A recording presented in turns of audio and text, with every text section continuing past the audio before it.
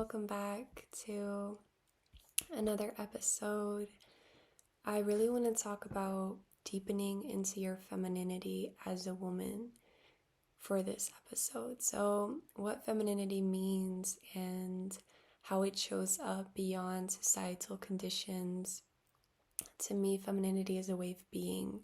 It's not a set of behaviors that you can externalize and find in something that you do, but it's something that you can find in the way that you are. So how you're conducting your being, how you're expressing yourself, just really your way of living is where the feminine lives.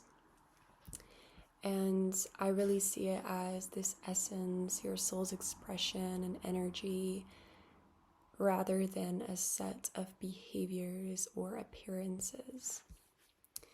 Feminine energy is intuitive, it's nurturing, creative, and it's connected to the cycles of nature. So it's also really unique for each person, how it exactly expresses itself and the way that your unique expression brings forth your own femininity.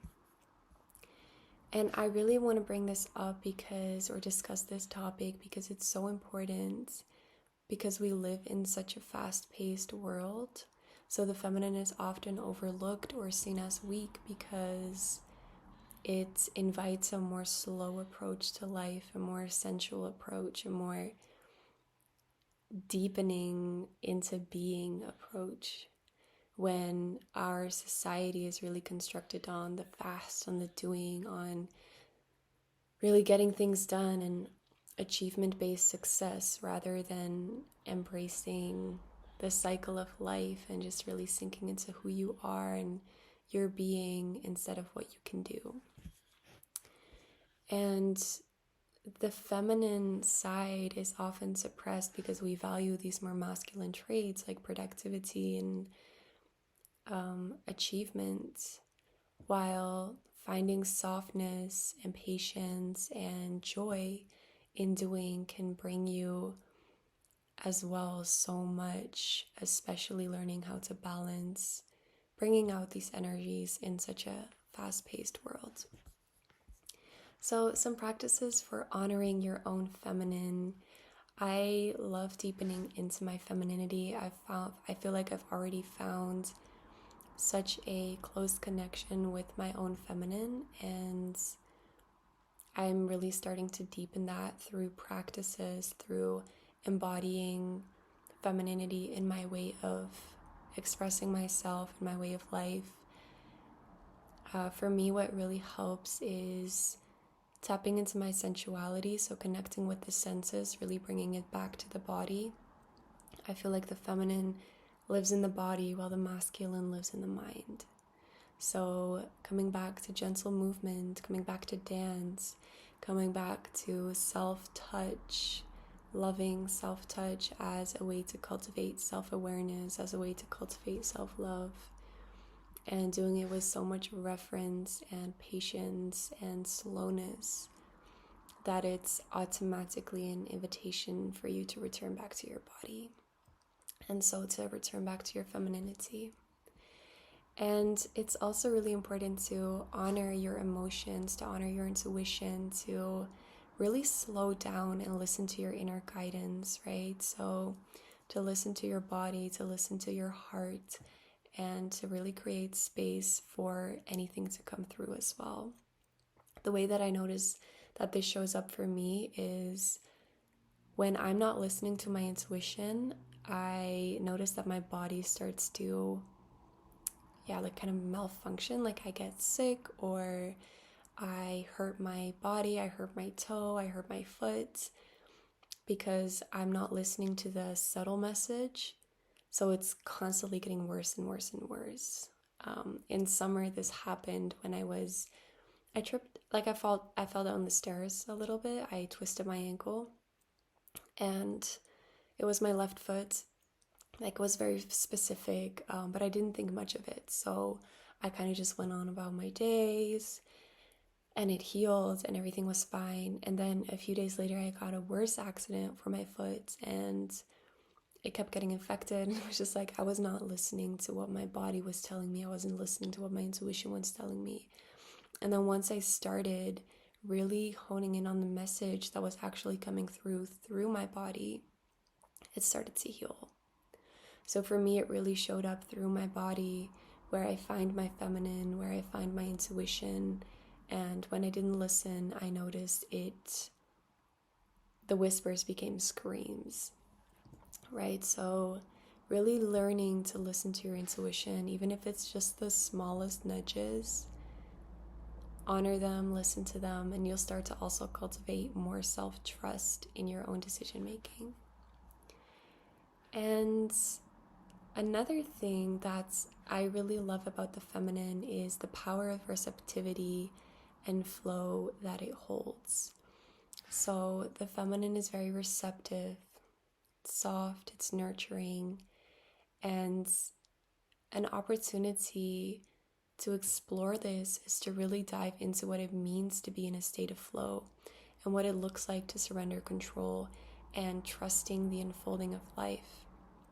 So you can notice this when you feel maybe irritated or frustrated, when things may not have gone your way, or when something is out of your control, and then looking at where you can let go and where you can put that energy that goes into your frustration, where you can put that into trust, where you can put that into trusting the unfolding of life, into trusting the universe, into trusting God, and trusting that everything is working out in your favor, so you can learn to let go of that control, so you can lean into surrender, so you can lean into receptivity, which means receiving, being open to receive. Oftentimes we want to call all these things in, and we want to have all these things or these people into our lives, but our bodies and our spirits, like, we're just not open to receive it.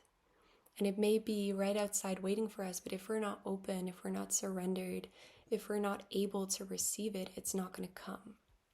So really working on letting go of that control, because as well, like, as you're wanting control over something, you're attaching an expectation to something, you're attaching yourself to that something.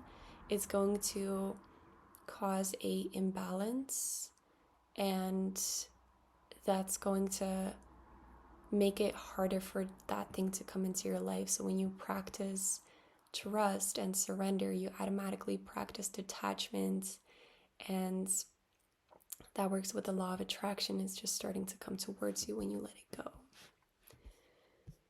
And another thing that I love about inviting about the feminine is the self-compassion that comes with it, right?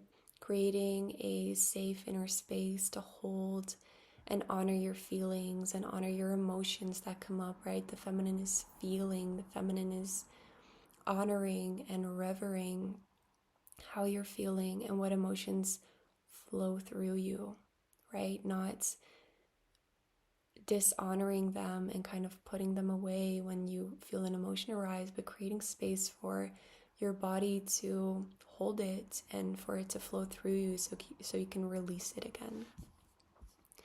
And this also ties into vulnerability, right? The vulnerability that comes with fully feeling your emotions, with being open, with being receptive.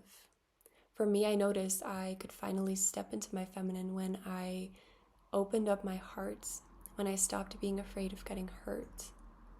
And once I did that, I also could detach from outcome, so I could fully open my heart. And with that comes so much vulnerability, because you're open and you can receive, and what other people tell you comes in much deeper because you're open. There's no shield anymore.